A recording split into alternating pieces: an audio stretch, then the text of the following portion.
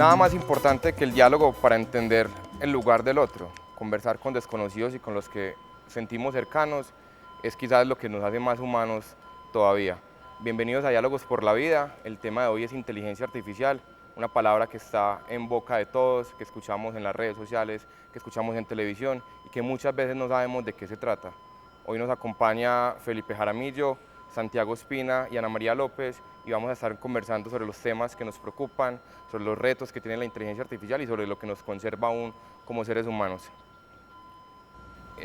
Felipe, como experto, preséntate, cuéntanos quién sos y para vos qué es inteligencia artificial. Bueno, buenas a todos. Yo soy Felipe Jaramillo, soy comunicador. De vocación tardía me dio por estudiar filosofía. Y básicamente me dio por estudiar filosofía porque trabajo en la universidad, encuentro un texto de Heidegger que dice que el verdadero problema de la máquina está cuando ésta empieza a entregar más de lo que por el hombre le he solicitado, y eso básicamente a mí me rayó. Y me dediqué a estudiar filosofía y me dediqué a estudiar la tecnología desde el pensamiento filosófico, y de eso es lo que vamos a conversar ahora un poco. Ana, cuéntanos tú. Hola, gracias por la invitación. Bueno, soy Ana López, soy docente de una cátedra en la Universidad de AFID en la digital. Me apasiona todo el mundo de la tecnología y más este mundo enfocado con la parte de los datos y con la parte de inteligencia artificial. Y algo, digamos que dentro de las cosas que me han llamado la atención es poder lograr que una máquina esté en la capacidad de ayudarnos en la toma de decisiones como si fuera un humano. Entonces, ese es el mundo que me apasiona y pues bueno, aquí estamos para dialogar sobre esto más adelante. Santiago, cuéntanos. Gusto saludarles.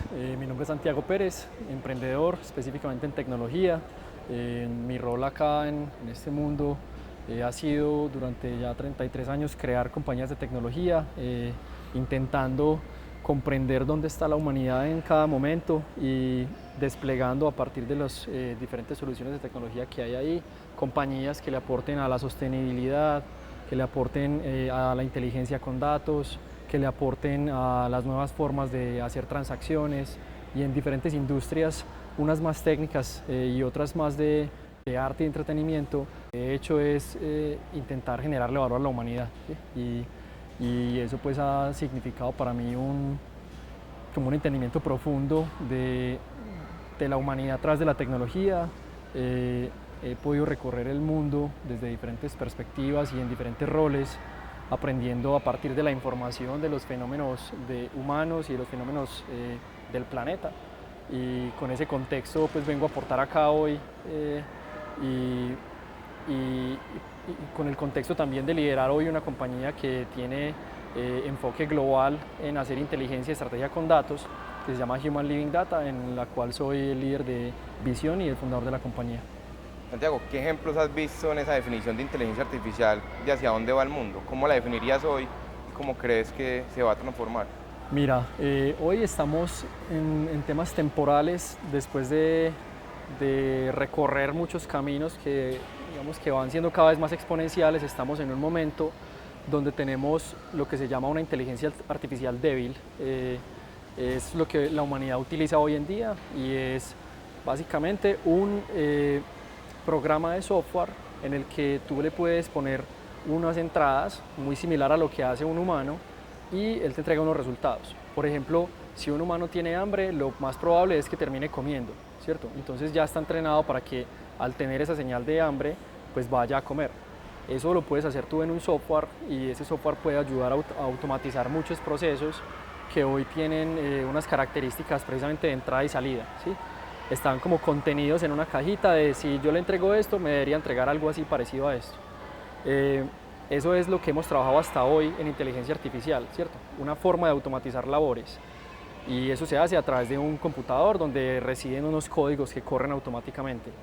Estamos en este momento en la humanidad en la frontera de una cosa que se llama la inteligencia artificial general.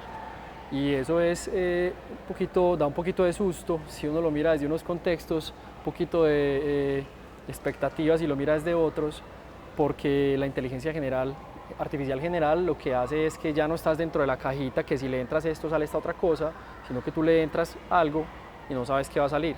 Eso que sale está generándose a partir del conocimiento o del acceso a múltiples fuentes de información, que es básicamente como si uno pudiese tener en un solo contenedor toda la data que hay en Internet, todo lo que hemos producido en la humanidad y cómo con eso podemos generar resultados. Entonces está el esquema de pronto más miedoso de, oiga, esto nos va a acabar a todos, nos van a acabar los trabajos y va a haber pues mucha confusión.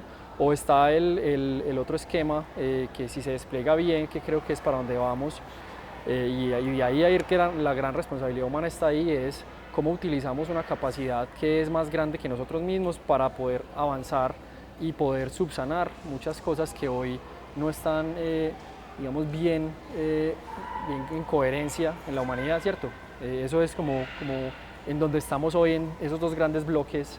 Ana María ahorita nos regaló una definición muy bonita de lo que es la inteligencia. La palabra inteligencia viene del latín elegir entre, y decías que es poner a una máquina a ayudarnos y a solucionar ciertas cosas y nuestros aspectos de la vida. ¿En qué estamos hoy? ¿Qué ejemplos has visto con las que estés maravillada frente al tema de inteligencia artificial? Bueno, compartiendo lo que dice él, estamos en ese boom, en esa revolución de todo lo que tiene que ver con la inteligencia artificial generada. Da miedo, pero para mí es un tema demasiado apasionante porque empiezan a haber herramientas que te facilitan a ti la vida, te la hacen más práctica. Entonces, por ejemplo, para las personas que trabajan en desarrollo, ya tenemos modelos generativos de código. No es que vaya a reemplazar a los desarrolladores, es que va a permitir que los desarrolladores generen productos más rápidos y empezar a poder cuestionar si estos productos pueden ser factibles o no en un mercado. Entonces, a nivel de, digamos que de los diferentes niveles de experiencia que tiene un desarrollador, si tú eres un desarrollador senior, pues vas a tener una herramienta que te va a apoyar a desarrollar productos más rápido, y si tú eres un desarrollador que apenas estás incursionando en este mundo, vas a tener como un asistente personal, algo que te va a ayudar a poder generar código y adicional te explica lo que el código está haciendo.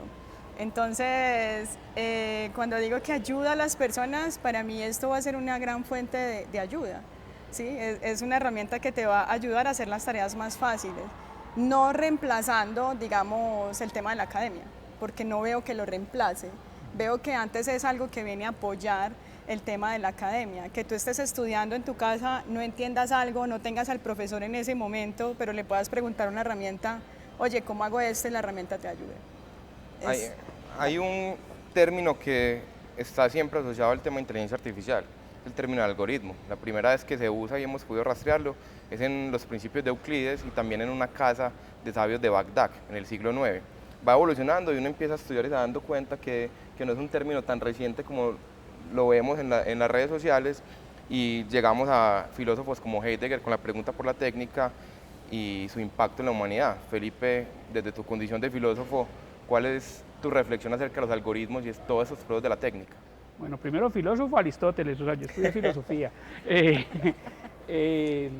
A ver, la humanidad siempre se ha movido por palabras. Por allá en los 50, cuando se hizo la fusión nuclear, todo era nuclear o todo era atómico. De hecho, había hasta una caricatura que era la hormiga atómica. Todo era cuántico. atómico. Mi mamá le decía a la olla a presión, le decía a la olla atómica. Todo era atómico, pero poco sabíamos realmente qué era lo atómico. Y por allá en los 90, cuando se desarrollan los computadores, aparece la palabra digital. Entonces todo se convirtió digital. Entonces la nevera era digital y los carros eran digitales, todo era digital. Pero realmente yo creo que si le preguntamos a la mayoría de la gente qué es digital, también no vamos a encontrar una respuesta acertada frente a lo que es, si es que hay una respuesta acertada frente a eso. Y en este momento entramos a palabras y una de ellas es inteligencia artificial. Entonces ahora todo nos lo venden con inteligencia artificial. Entonces yo tengo un aparato que aspira y trapea la casa, que es como un robotcito, y dicen que tiene inteligencia artificial. Obviamente son elementos de marketing que nos llevan a que si tiene inteligencia artificial, pues es muy potente, como en su momento era que fuera atómico o que fuera digital. Entonces, para mí la palabra inteligencia sigue siendo muy potente para ponérselo a la máquina, decir inteligencia artificial. Realmente lo que tenemos son modelos predictivos. Cuando hacemos inteligencia artificial, lo que tenemos es modelos predictivos almacenados por una cantidad de data. el computador o el algoritmo lo que hace es coger mucha data, la cruza rápidamente, que es cosa que nosotros podemos hacer más lento, pero que normalmente es como razonamos.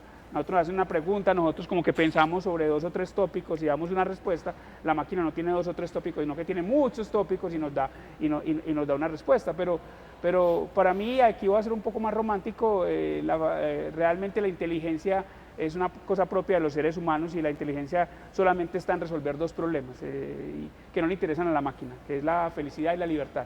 O sea, somos inteligentes cuando somos capaces de trabajar y de trabajar sobre la inteligencia, somos inteligentes cuando somos capaces de trabajar sobre la felicidad y sobre la libertad, que son preguntas muy humanas. Lo otro son simplemente una mezcla de datos. Entonces, cuando yo tengo un semáforo que siempre yo llego y me dice que hay 23 minutos, ahí no hay una inteligencia artificial. Pero cuando yo ya tengo un semáforo que está variando de acuerdo al día, la hora, cuántos carros están pasando, si está el piso húmedo o no está el piso húmedo, en qué época del año estamos trabajando, donde ya hay todo un historial, pues yo ya empiezo a tener una inteligencia artificial leve o suave, donde hay ciertos grados de automatización, pero donde de cierta forma la máquina ya está haciendo de cierta forma libre, moviendo esas luces de ese semáforo, ¿cierto? Entonces, creo que lo que tenemos en este momento y que estamos avanzando muy fuerte son en esos modelos predictivos, pero esos modelos predictivos tienen 2 temores. Uno es que solamente funcionan cuando hay data y la otra es que no nos podemos fiar porque básicamente eso es data creada por el hombre y el hombre per se es perverso, entonces tampoco podemos pretender que la máquina sea totalmente blanca frente a un creador que no lo es del todo. Demasiado necesaria esa reflexión. Vamos a hacer una pausa y volvemos con Diálogos por la Vida.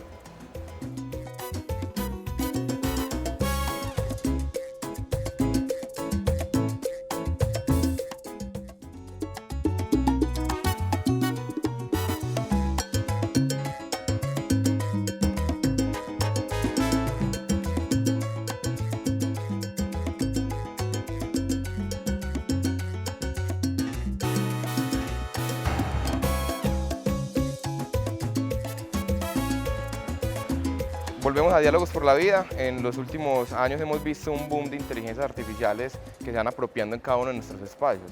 Entre ellos ChatGPT, que es una forma de GPT, Midjourney y diferentes inteligencias artificiales que nos prometen generar imágenes a partir de texto, que nos permiten corregir información, que incluso asustan a ciertos docentes que se ven enfrentados a un alumno que ya puede hacer un ensayo de muy alta calidad con simplemente dar instrucciones a una máquina. Yo quisiera hacerle una pregunta y es, ¿por qué ese miedo a la inteligencia artificial? ¿Por qué queremos humanizarla cuando hablamos con ella, digamos, en un GPT? ¿Por qué esa insistencia en que estamos tratando con un humano hasta en el momento de saludarlo y decirle, hola, ¿cómo estás? Espero que me ayudes con esto. ¿Y por qué ese miedo? ¿Por qué esa humanización a la inteligencia artificial? Ana. Bueno, la verdad yo creo que nosotros por naturaleza le tenemos miedo al cambio.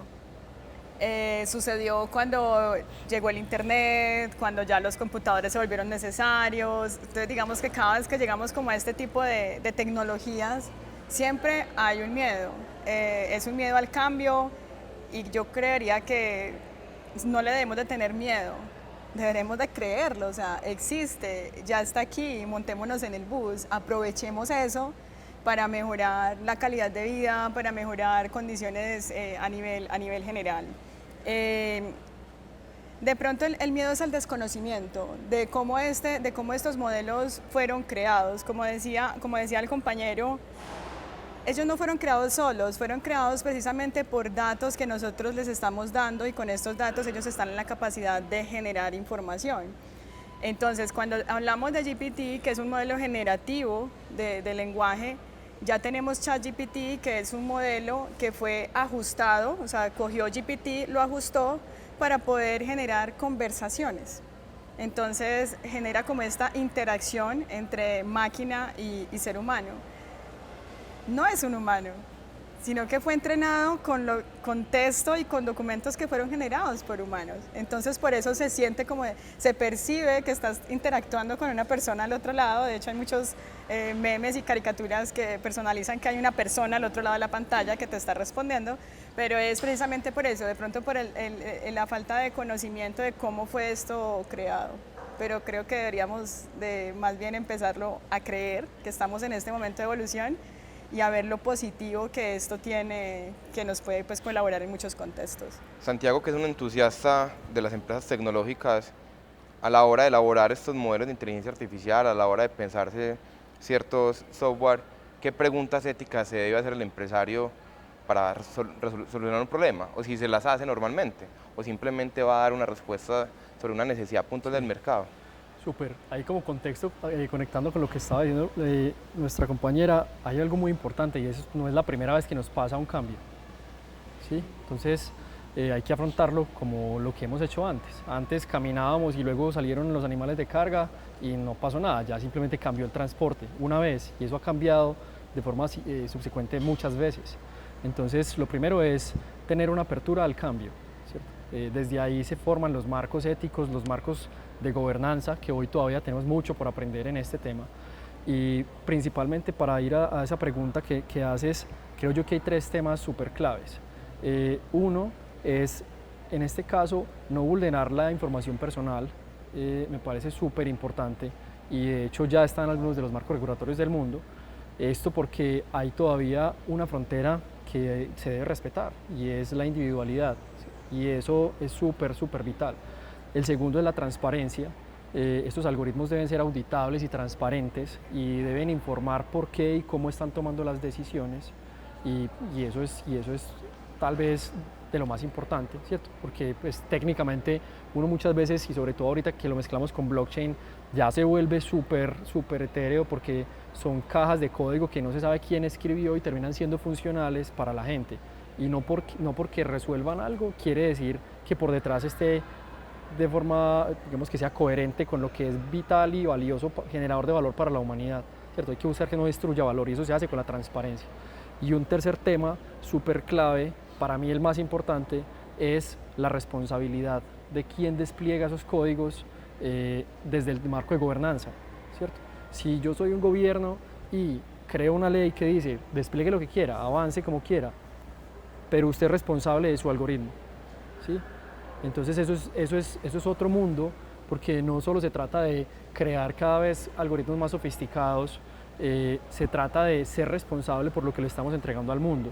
Y eso va de la mano de algo muy bonito que es, si bien ahorita hablamos de las inteligencias artificiales débiles y las inteligencias artificiales generales, hay algo que es mucho más poderoso, que es la inteligencia natural, la inteligencia humana, ¿cierto?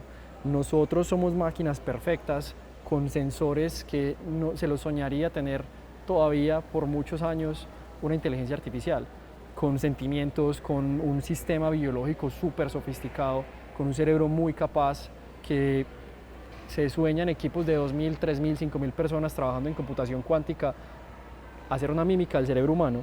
Entonces, hoy en día la inteligencia real es súper importante, la responsabilidad, la transparencia de los códigos, me parece que son temas que son vitales realmente para poder avanzar desde el marco de estamos creando un conocimiento incluso sobre cómo funciona el humano al hacer inteligencia artificial. Eso es una de las preguntas y de los temas más en boga hoy. ¿Cómo aprendemos cómo el humano es? Porque es que no nos habíamos dado el espacio de oiga, ¿usted cómo toma decisiones? ¿Sí? Eso es... Felipe, tu bandera es aún humanos, veo en tu uso. ¿Querés agregar algo a la pregunta? A ver, yo quiero regresar como a una película que se llama Yo Robot, que es de un libro de Asimov, pero la llevaron a la película, al cine. Y entonces Will Smith, que es uno de los actores, está frente a una máquina. Y entonces Will Smith le dice, tú no eres más que una cantidad de hojalata, tú no eres más que una máquina. ¿O es que acaso tú eres capaz de escribir un libro? ¿Es que acaso tú eres capaz de componer una sinfonía? ¿Acaso tú eres capaz de bailar? Y la máquina se para frente a él y le dice, ¿y tú sí? Entonces, claro, hay un choque muy fuerte porque realmente hay mucha gente que tiene temor de que nosotros estemos humanizando la máquina y que la estemos humanizando demasiado, pero para mí el mayor temor es que nosotros estemos maquinizando al hombre, o sea, el proceso inverso. Y ahí es donde yo planteo algo y es, inclusive con el tema de las palabras, o sea, cómo hay palabras que empiezan a hacer carrera en lo humano cuando son palabras que deberían ser solamente para la máquina. Por ejemplo, ahora se abre la ventana de la inmortalidad y eso podríamos hacer pues todo un programa, pero ya se empieza a hablar de inmortalidad o al menos de vidas o de esperanzas de vida de 150 años, 200 años, De hecho, ya en Silicon Valley dicen que el primer hombre inmortal ya nació y están trabajando para ello. Entonces, la palabra inmortalidad antes no era una palabra para el ser humano, ¿cierto? O la palabra eficiencia y productividad, las que son productivas deben ser las máquinas, el hombre no tiene por qué apropiar esa palabra. La palabra rapidez, o sea, la palabra rapidez se vuelve muy complicada. Tenemos que ser muy rápidos, tenemos que responder rápido y eso nos lleva a que no podamos pensar demasiado lo que estamos respondiendo. Es que tenemos que ser rápidos, ¿cierto? Mientras que hay palabras que sí son muy propias del hombre y que no somos capaces en este momento de definir, la palabra bondad, la palabra resiliencia, la palabra equilibrio, son palabras que sí son muy propias del ser humano, pero que el ser humano poco a poco las está alejando y está apropiando esas palabras de la máquina queriéndose equiparar con la máquina. Entonces, para mí hay un elemento preocupante y es que sí, la humanidad siempre ha tenido ciclos, pero en este ciclo ya tiene un elemento adicional que es, siempre los ciclos habían sido hombre-hombre, las luchas habían sido hombre contra hombre, las preguntas habían hecho el hombre por el hombre, pero aquí ya entra un tercero a jugar. Que es una decisión que tendremos que tener como humanidad, o sea, si lo que queremos es seguir evolucionando, como lo dicen los transhumanistas, pero ya pegados a la máquina, pues tendrá que ser una decisión que tendremos que tomar. Pero yo sí soy de los que digo que esa decisión no está siendo reflexionada en este momento. Nosotros nos disparamos y en este momento no estamos entendiendo lo que está pasando. Para terminar, yo lo ejemplifico con una lavadora. Cuando nosotros en una lavadora le echamos la ropa, lo ponemos en centrífuga, nosotros miramos por el vidriecito y la ropa no se ve, o sea, la velocidad es tan grande que el centrifugado no nos deja ver la ropa, pero ahí está. Y en este momento está la humanidad en este momento. Están pasando una cantidad de cosas, pero nosotros no las estamos viendo, no estamos teniendo la capacidad de asimilarlas, de reflexionarlas y de tomar la decisión si eso es lo que queremos para la humanidad. Ana, ahorita hablabas de ese copilot que pueden tener los programadores que les ayuda a escribir código más rápido. En esos términos de eficiencia, de productividad, ¿está en riesgo ciertos mercados laborales? ¿Está en riesgo que mucha gente pierda sus empleos a raíz de la inteligencia artificial? Que es un miedo que uno ve recurrente en las personas cuando escucha estos temas. Yo no lo veo como un riesgo. Yo creo que es un riesgo si tú no te montas al bus. Entonces, tú lo que tienes que aprender es, tienes esta herramienta que te va a apoyar. Si tú no la adoptas, estás quedando obsoleto. Es como hace algunos años, si yo no manejaba un computador no importaba, ¿sí? Pero ya hoy en día, si tú no manejas un computador, digamos que no tienes la misma apertura laboral que otras personas que sí lo manejan. Entonces, para mí la tecnología es eso, o sea, llega y tú tienes dos opciones, ¿la aprovechas o no? Si tú no la aprovechas, sí puede entrar en riesgo, porque digamos que no estás yendo a la misma velocidad de cómo se están moviendo las compañías. Es igual que un tema de cultura organizacional. Entonces, cuando nosotros estamos trabajando en una compañía que llega algo nuevo y nosotros nos adaptamos a eso nuevo, ¿qué pasa? Salimos.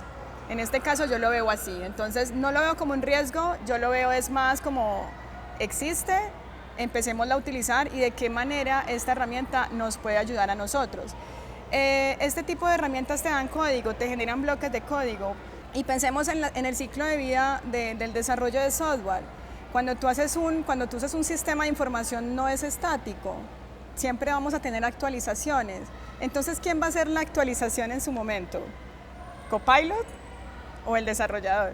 No te va a reemplazar el conocimiento que tú tienes, te va a apoyar y pues tenemos que tener en cuenta que lo que nosotros hacemos tiene un ciclo de vida, tenemos que hacer mantenimiento, entonces ahí es donde tenemos que entrar nosotros como seres humanos a hacer el mantenimiento y los arreglos que gestionen. Creo que tiene un gran reto los educadores de ahora en adelante. Vamos a hacer una pausa y volvemos con Diálogos por la Vida.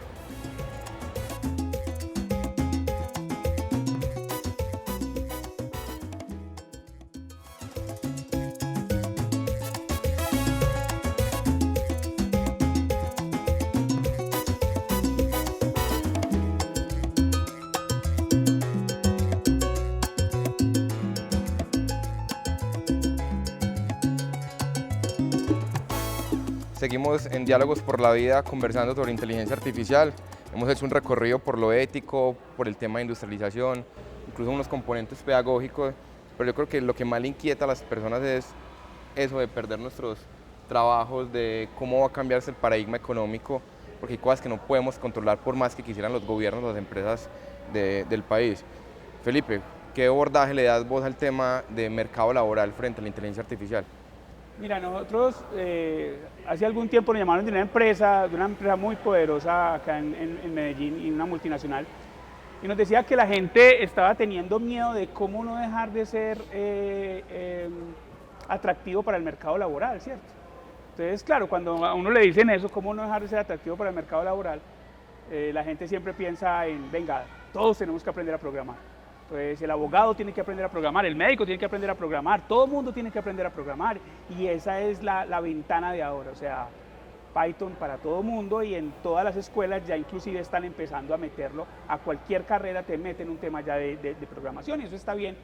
Sin embargo, la reflexión que yo hago es que en 10 años nosotros vamos a tener, todo el mundo va a saber programar, vamos a tener inclusive ya lenguajes de máquina, lenguajes naturales que van a ser capaces, ya ni siquiera tienen que saber programar, sino saberle preguntar bien a la máquina para que ésta programe. Ya no vamos a tener que aprender código, sino que este código ya lo vamos a poder hacer de otra forma.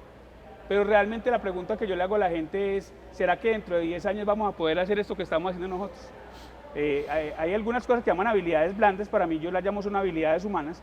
En este momento a mí me llaman para que entrene mucha gente que no es capaz, son gerentes, CEO de empresas, pero no son capaces de pararse al frente, les da miedo pararse al frente a hacer una exposición.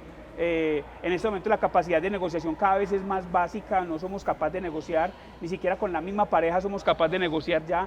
Hemos perdido esas capacidades que eran propias del ser humano, y para mí esas son las que son realmente importantes y las que no estamos realmente abordando. O sea, es volver a esa pregunta por lo humano y cuáles son esas habilidades que el día de mañana mucha gente va a saber programar. Como lo decía Ana, hace 20 años no conocíamos mucho de computadores, ahora los niños nacen con el chip y nosotros aprendimos mal que bien hacerlo, pero se volvió como una habilidad como natural. Pero estamos perdiendo ciertas habilidades que yo creo que esas son las que en 5 o 10 años van a ser realmente relevantes en las organizaciones.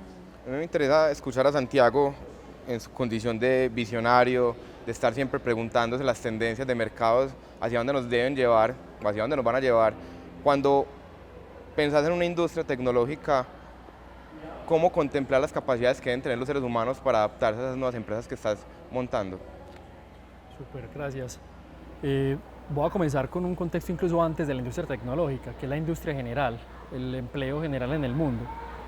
Me parece que es un momento importante de tomar conciencia sobre qué rol estamos haciendo cada una de las personas en la humanidad.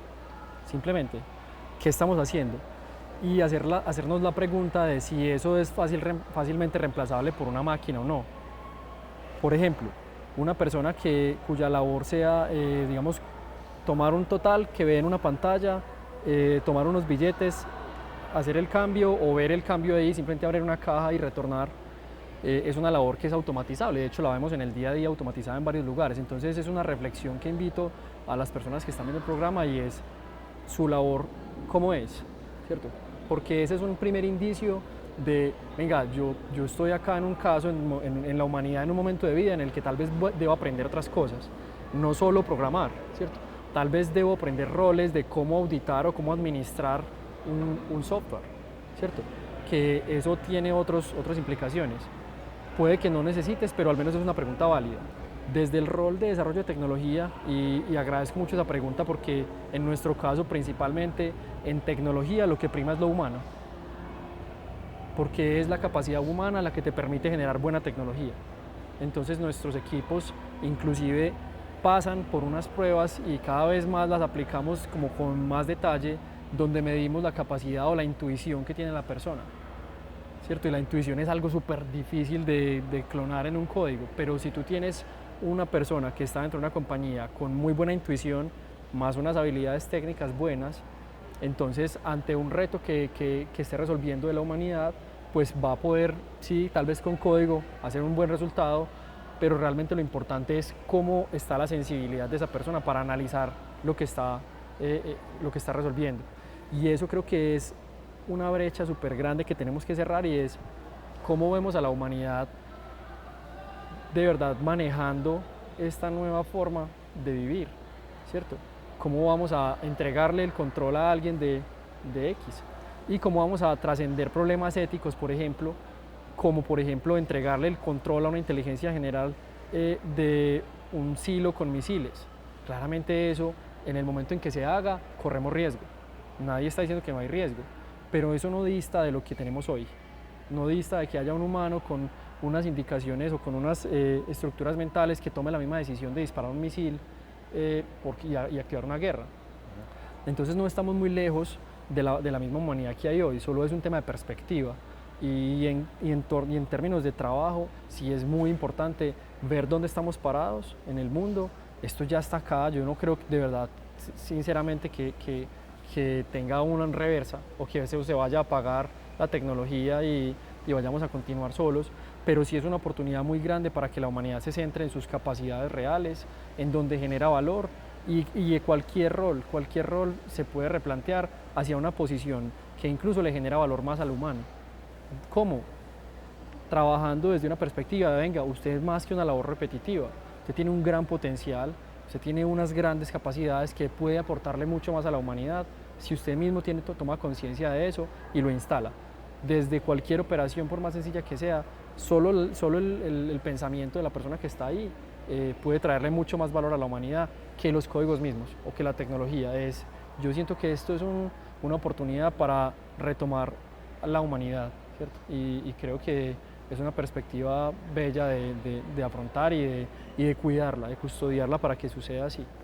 Ante tanto aceleramiento de la industria, ante tanto aceleramiento que uno prácticamente que tiene que informarse día a día de qué está pasando porque sale un paper en China que replantea muchas cuestiones pues, prácticas de la inteligencia artificial. ¿Qué se piensa en las universidades para actualizarse constantemente a esos microcurrículos? ¿Y qué debería enseñar un docente siempre para motivar al estudiante esa forma de permanencia de una constante capacitación frente a estos temas? Ese es uno de los grandes retos que tenemos precisamente y algo muy importante por una palabra que decía ahora el compañero de la rapidez. Este tipo de artículos e investigaciones están saliendo más rápido de lo que uno lo puede digerir.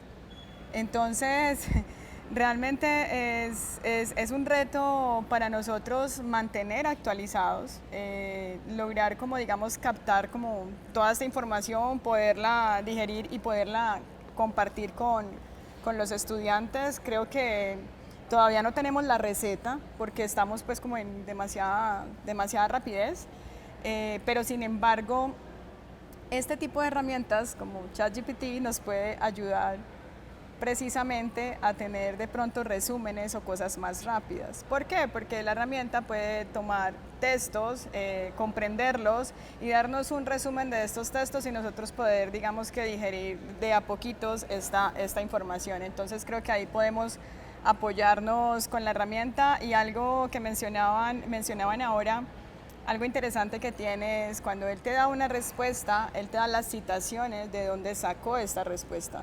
Entonces también te permite a ti tener la trazabilidad de lo que estás leyendo y poder profundizar en alguno de los artículos que te está mencionando en esa solución que te está dando. Nosotros tenemos unos algoritmos, por ejemplo, que los utilizamos todo el día en investigación.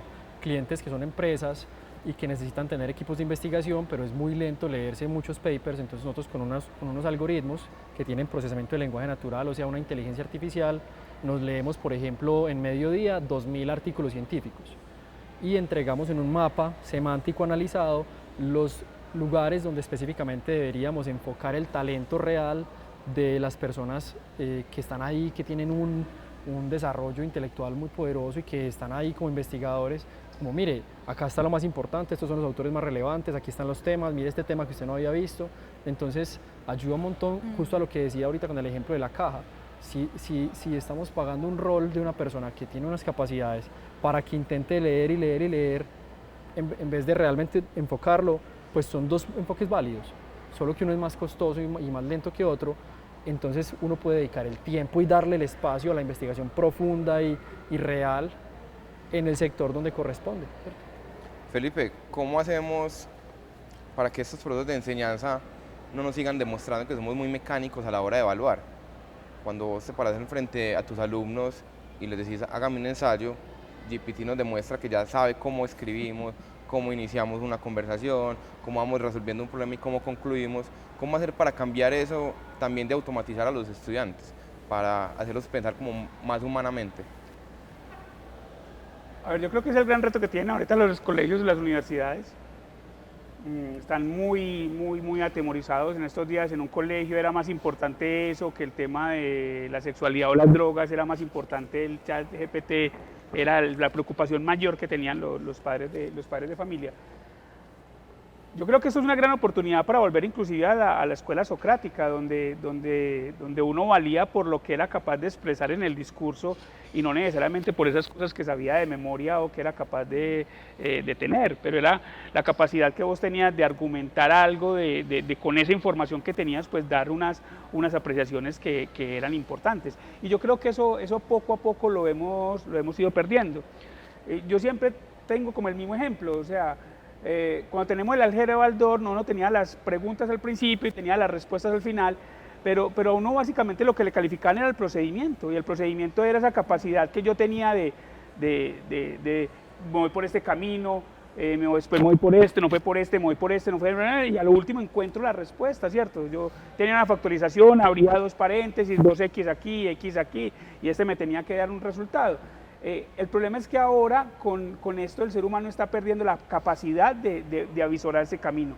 ¿Por qué? Porque claro, estamos dando un input, nos están dando un output, y el problema es que lo estamos aceptando. Yo en estos días iba para un territorio, le pregunté a Waze por dónde me iba, nos demoramos 3 horas llegando por una carretera muy mala. Cuando llegué yo pregunté, no hay otra carretera, y me dijeron, le preguntaron al Waze, los mandó por la Traviesa. ¿Qué es la Traviesa? La Traviesa es otra vía que había. Entonces, claro, pero mire que es un ejemplo muy sencillo. O sea, yo le pregunté algo y yo lo asumí como verdadero. Yo en el camino, cuando empecé y el camino no estaba tan bueno, yo podía parar y preguntarle a un campesino, venga, por acá me voy o puedo. No. Hay una fe ciega en este momento en el camino que está tomando la máquina o el camino que tomó la máquina para darnos esa respuesta. Yo creo que vamos a tener ya que llegar también a un punto donde seamos capaces de reflexionar un poco sobre eso que nos está entregando la máquina y ser capaz de decir la máquina está equivocada, porque vuelvo y digo, la máquina lo que está haciendo es que está cogiendo, ya no está pensando ni razonando, ya lo que está cogiendo está cruzando mucha información y dándonos una respuesta alternativa, que podría haber inclusive muchas más respuestas a esas. Tenemos que empezar a cuestionar un poco eso. Eso me recuerda mucho al concepto de siliconización del mundo de Eric Zain, que nos dicen que estamos algorítmicamente predispuestos a todo lo que nos diga una aplicación. Vamos a una pausa y volvemos con Diálogos por la Vida.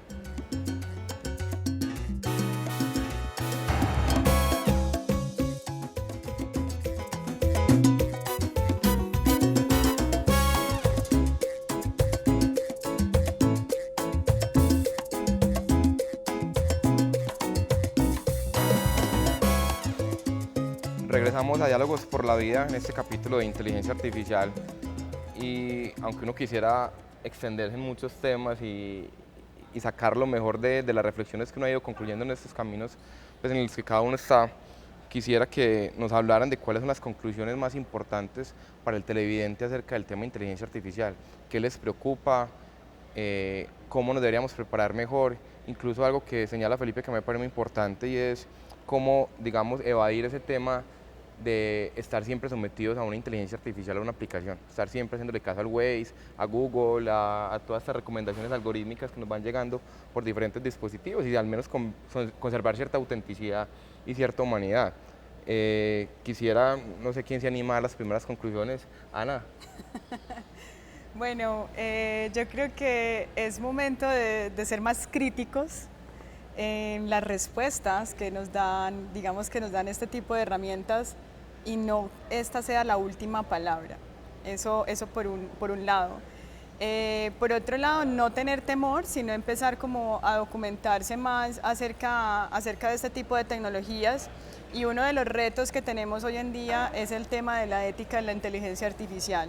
Entonces, la idea es que, o sea, este tipo de tecnología no puede ir sola, porque está creada con datos hechos por los humanos y nosotros tenemos sesgos. Incluso así pensemos que no, nuestros datos pueden estar sesgados, y la idea es que también seamos críticos en estas respuestas que nos dan, de que tengamos también más...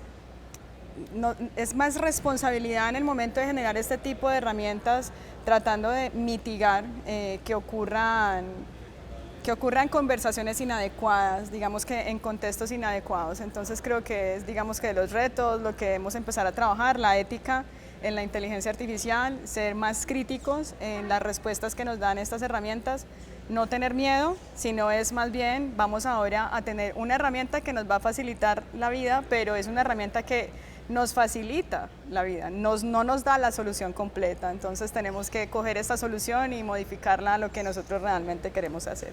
Gracias. Felipe. A ver, yo creo que no debemos tener miedo, pero también no debemos tener miedo a retroceder las decisiones que hemos tomado. Yo no estoy de acuerdo con que esto ya nos rebasó y ya no lo podemos cambiar, porque ahí ya sí habríamos perdido la capacidad del ser humano, que es de tomar decisiones y de cambiar inclusive decisiones. Y esto lo ejemplifico muy corto, y es la forma más fácil de hacer energía, más barata, ambientalmente más sostenible, y todo eso sigue siendo la energía nuclear. Sin embargo, con lo que pasó con la energía nuclear, el ser humano dijo, regulemos esto, que esto puede ser demasiado peligroso. Y ahora, en este momento, estamos con el tema del plástico. El ser humano evolucionó al lado del plástico, el plástico le brindó demasiadas soluciones al ser humano, y después de tanto tiempo el ser humano está diciendo, venga, el plástico hay que regular. Entonces yo creo que hay un tema con el relacionamiento con la máquina, y es que nosotros todavía tenemos la capacidad de decir, venga, ralenticemos esto y primero pensemos cuáles pueden ser las incidencias para el ser humano. Yo no creo que todo esté dicho, yo creo que la principal característica que tiene el ser humano es la de poder tomar decisiones y poder inclusive cambiar sus propias decisiones. Santiago. Varios temas importantes, desde el paradigma de que nuestra labor o que nuestra riqueza es el tiempo. Pienso que esta es una gran oportunidad de la humanidad para retomar su tiempo.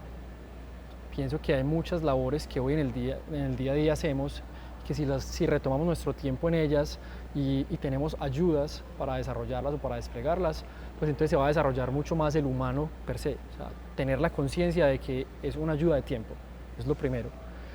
Una conclusión siguiente, muy importante, precisamente es apoyémonos en la tecnología para evolucionar, ¿sí? Porque la tecnología somos nosotros los que la escribimos.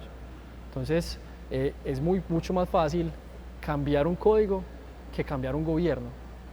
Es mucho más fácil porque miren, venimos así desde Roma y desde Grecia y eso se volvió una bola de nieve muy difícil de cambiar. Pero literal en tecnología es, venga, un contrato inteligente, un software, un algoritmo, ¿sabes qué? No estamos de acuerdo con esto, actualice, despliegue, tiene un protocolo que rápidamente nos va a ayudar a mejorar. Entonces yo prefiero ser mucho más optimista y desde la conciencia plena de cada individuo saber que es una nueva forma de apoyarnos, que es más eficiente, que nos ahorra recursos, pero que sobre todo nos ahorra mucho tiempo. Y el tiempo es lo más vital que el humano tiene, ¿sí? Eso es lo que quisiera aportar. Yo celebro mucho esos espacios que se prestan para dialogar sobre temas que parecen muy ajenos. Parece que eso siempre sucediera en Estados Unidos, en Europa, en Asia, y que en Latinoamérica no nos podamos pensar como una forma más crítica lo que es la inteligencia artificial. Creo que esto es también una invitación a quien nos está viendo, nos está escuchando, a capacitarse más, leer más, potenciar esa curiosidad. Tú decías ahorita, Ana, que esto no es nuestra última conclusión, esta no es última lectura, esto va a avanzar cada vez más rápido, hay que estar constantemente haciendo esas reflexiones. Ustedes, a quien está en casa, ¿qué le recomiendan para informarse, para capacitarse, para ir quitando ese velo que producen muchas veces esas noticias que leemos en internet que nos generan cierto pánico? ¿Qué le recomiendan así puntualmente a quien nos está escuchando para capacitarse en estos temas? Bueno, yo creo que no quedarse solo con las noticias, porque podemos darnos una idea de pronto inadecuada, pues de pronto uno se puede asustar. O sea, yo trabajo en una empresa de tecnología y si ustedes ven las noticias, en las empresas de tecnología y en las grandes están sacando miles de personas y no precisamente por la inteligencia artificial. Entonces, si yo me baso en las noticias, viviría estresada, asustada, con miedo. No, entonces creo que las noticias son interesantes para darse cuenta que se está moviendo, pero pues vayamos de pronto a artículos más científicos, por decirlo así, a qué es lo que se está investigando, qué es lo que estos investigadores están sacando, las herramientas que están generando, probarlas, darse la oportunidad de abrir una cuenta gratuita en OpenAI y empezar a probar pues como como esta herramienta, qué es lo que da y pues digamos que ser más curioso con la herramienta, o sea, no quedarse con la noticia, sino de pronto ir también a indagarla, a probarla, para poder sacar un poquito más de conclusiones, es como lo que les puedo decir. Felipe y Santiago, rápidamente. Voy a dar una conclusión que parecería de otro programa, pero realmente yo creo que el ser humano debería preparar para dos cosas, para volver a esa inteligencia, volverse a preguntar por su felicidad y por su libertad. Creo que es totalmente importante de hacerse esas preguntas. Y en ese sentido es prepararse también, si las máquinas nos van a dar tanto tiempo, preparémonos para ese tiempo. En este momento hay una ola de suicidios muy grande en el mundo, sí, y es porque la gente no se está preparando para el ocio y para el propio disfrute. El hombre se ha mecanizado tanto que solamente está preparado para trabajar. Santiago, una conclusión. Total. Realmente me parece muy bueno el tema de no conectarse solo a una noticia. Hoy lo único que yo con lo que quiero cerrar es, hemos estado llenos de noticias siempre. Sí. En este aspecto de tecnología, de inteligencia artificial o en cualquier otro. Entonces es tomarnos la posición propia. Como cuando una persona me ha dicho, es que yo toda la vida he sufrido de esto y toda la vida me he tomado esta pastilla porque me lo dijeron. Pero usted alguna vez investigó qué es lo que usted tiene, cómo se trata, qué es lo que su cuerpo le dice. No. Entonces retomar eso, retomar el desarrollo propio y la capacidad propia de decidir me parece lo más importante, más que escuchar una noticia. Eso. Muchas gracias a todos ustedes por acompañarnos, muchas gracias al Museo de Antioquia en este espectacular lugar, insondable en belleza, y muchas gracias a quienes están con nosotros desde casa en este tipo de diálogos por la vida que nos ayudan a construir mejores reflexiones para la sociedad. Gracias a ustedes. Muchas gracias.